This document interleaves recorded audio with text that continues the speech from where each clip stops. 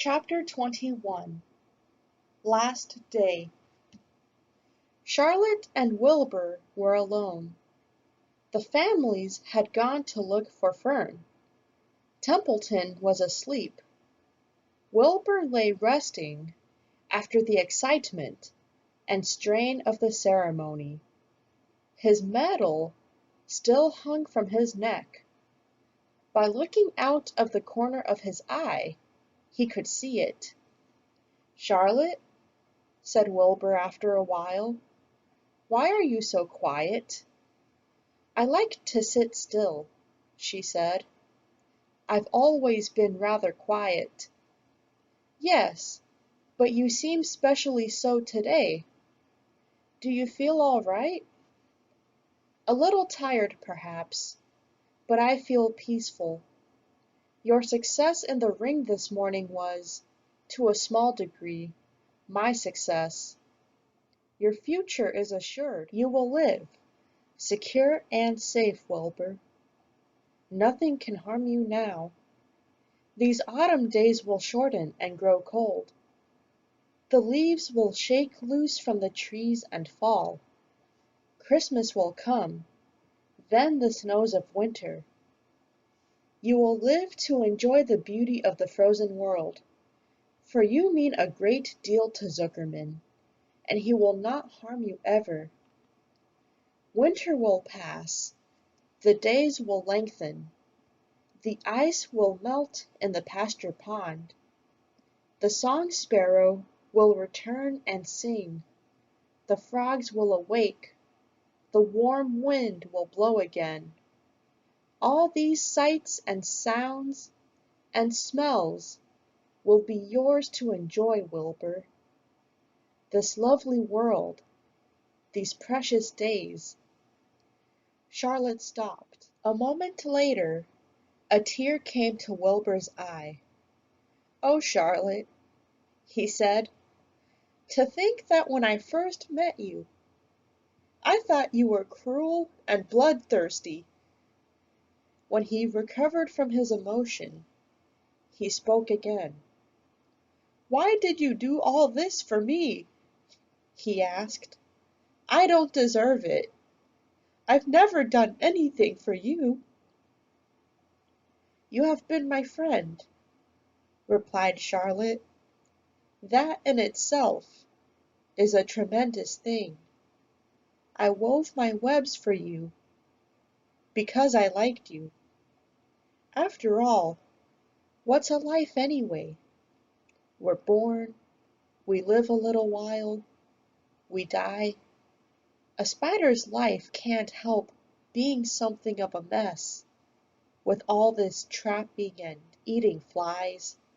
By helping you, perhaps I was trying to lift up my life a trifle.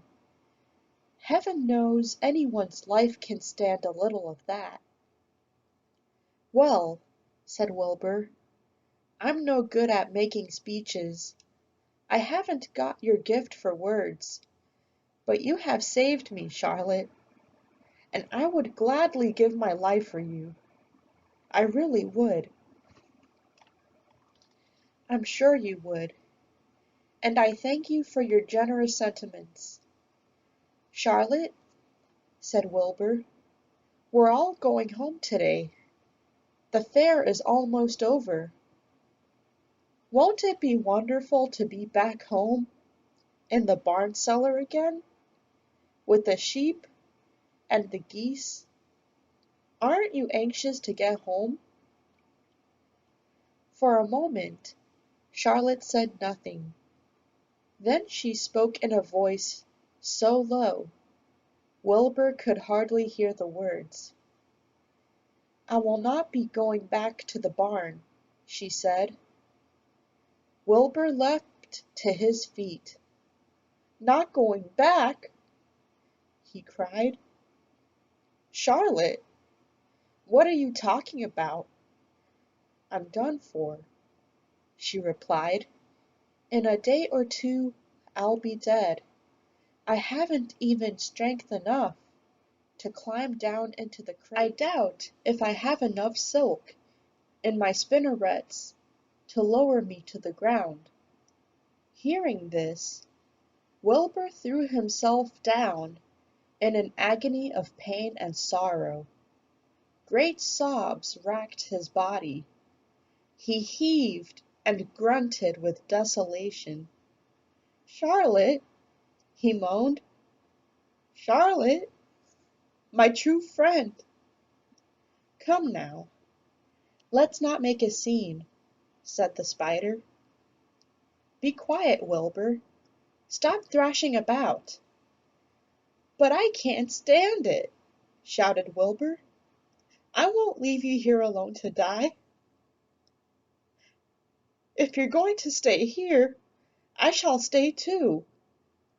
"Don't be ridiculous," said Charlotte. "You can't stay here. Zuckerman and Lurvy and John Arable and the others will be back any minute now, and they'll shove you into that crate and away you'll go. Besides, it wouldn't make any sense for you to stay. There would be no one to feed you. The fair grounds will soon be empty and deserted." Wilbur was in a panic. He raced round and round the pen. Suddenly he had an idea. He thought of the egg sack and the 514 little spiders that would hatch in the spring. If Charlotte herself was unable to go home to the barn, at least he must take her children along. Wilbur rushed to the front of his pen. He put his front feet up on the top board and gazed around. In the distance he saw the Arables and the Zuckermans approaching. He knew he would have to act quickly. "Where's Templeton?" he demanded. "He's in that corner, under the straw, asleep," said Charlotte. Wilbur rushed over, pushed his strong snout under the rat, and tossed him into the air. "Templeton!" screamed Wilbur. "Pay attention!" The rat, surprised out of a sound sleep, looked first dazed, then disgusted. "What kind of monkey shine is this? Can't a rat catch a wink of sleep without being rudely popped into the air?" "Listen to me!" cried Wilbur. "Charlotte is very ill. She only has a short time to live. She cannot accompany us home because of her condition. Therefore, it is absolutely necessary that I take her egg sack with me. I can't reach it, and I can't climb. You are the only one that can get it. There's not a second to be lost. The people are coming. They'll be here in no time. Please, please, please, Templeton, get up and get the egg sack." The rat yawned. He straightened his whiskers. Then he looked up at the egg sack. "So," he said in disgust. "So it's old Templeton to the rescue again, is it? Templeton do this, Templeton do that. Templeton, please run down to the dump and get me a magazine clipping. Templeton, please lend me a piece of string so I can spin a web." "Oh, hurry!" said Wilbur. "Hurry up, Templeton." But the rat was in no hurry. He began imitating Wilbur's voice. "So it's 'hurry up, Templeton,' is it?" he said. "Ho, ho! And what thanks do I ever get for these services, I would like to know? Never a kind word for old Templeton, only abuse, and wisecracks, and side remarks. Never a kind word for a rat. Templeton, said Wilbur in desperation. "If you don't stop talking and get busy, all will be lost, and I will die of a broken heart. Please climb up." Templeton lay back in the straw. Lazily, he placed his forepaws behind his head and crossed his knees, in an attitude of complete relaxation. "Die of a broken heart," he mimicked. "How touching! My! I notice that it's always me you come to when in trouble, but I've never heard of anyone's heart breaking on my account. Oh no! Who cares anything about old Templeton?" "Get up!" screamed Wilbur. "Stop acting like a spoiled child." Templeton grinned and lay still. "Who made trip after trip to the dump?" he asked. "Why, it was old Templeton. Who saved Charlotte's life by scaring that arable boy away with a rotten goose egg? Bless my soul, I believe it was old Templeton. Who bit your tail and got you back on your feet this morning after you had fainted in front of the crowd? Old Templeton. Has it ever occurred to you that I'm sick of running errands and doing favors? What do you think I am anyway? A rat of all work?" Wilbur was desperate. The people were coming, and the rat was failing him. Suddenly he remembered Templeton's fondness for food. "Templeton," he said, "I will make you a solemn promise. Get Charlotte's egg sack for me, and from now on I will let you eat first when Lurvy slops me. I will let you have your choice of everything in the trough, and I won't touch a thing until you're through." The rat sat up. "You mean that?" he said. "I promise." "All right, my heart. It's a deal," said the rat. He walked to the wall and started to climb. His stomach was still swollen from last night's gorge. Groaning and complaining, he pulled himself slowly to the ceiling. He crept along till he reached the egg sack. Charlotte moved aside for him. She was dying, but she still had strength enough to move a little. Then Templeton bared his long, ugly teeth and began snipping the threads that fastened the sack to the ceiling. Wilbur watched from below. "Use extreme care," he said. "I don't want a single one of those eggs harmed." "This does stick in my mouth," complained the rat. "It's worse than caramel candy."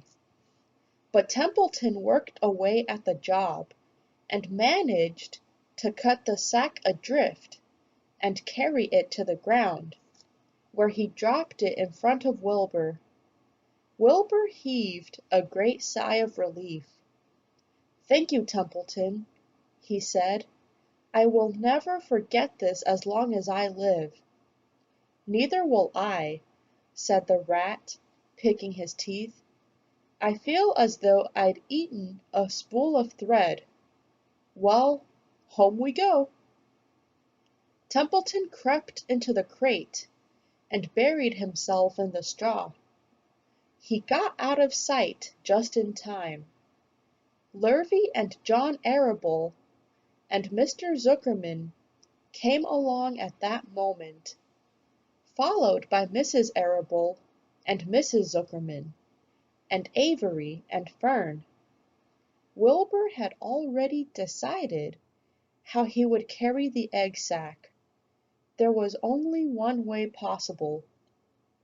He carefully took the little bundle in his mouth and held it there on top of his tongue. He remembered what Charlotte had told him. that the sack was waterproof and strong. It felt funny on his tongue and made him drool a bit, and of course he couldn't say anything. But as he was being shoved into the crate, he looked up at Charlotte and gave her a wink. She knew he was saying goodbye in the only way he could, and she knew her children were safe. "Goodbye," she whispered. Then she summoned all her strength and waved one of her front legs at him. She never moved again. Next day, as the Ferris wheel was being taken apart, and the racehorses were being loaded into vans, and the entertainers were packing up their belongings and driving away in their trailers, Charlotte died. The fairgrounds were soon deserted. The sheds and buildings were empty and forlorn. The infield was littered with bottles and trash. Nobody, of the hundreds of people that had visited the fair, knew that a gray spider had played the most important part of all. No one was with her when she died.